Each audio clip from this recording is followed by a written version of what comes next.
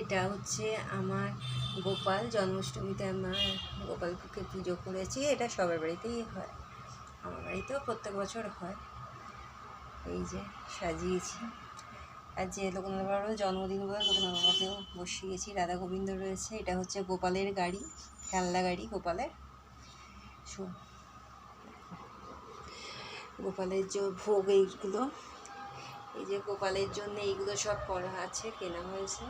এটাতে আলুর দম, সুজির ফল আছে। ফলগুলো বেশি কিনিনি, কেন দেয়া দিতে যাওয়ার তো কষ্ট। আর ভাজা এখানে সব রকমের রয়েছে। ঠাকুরের 5 রকম ভাজা আছে, লুচি আছে। অল্প অল্প করেই করেছি, বেশি করিনি।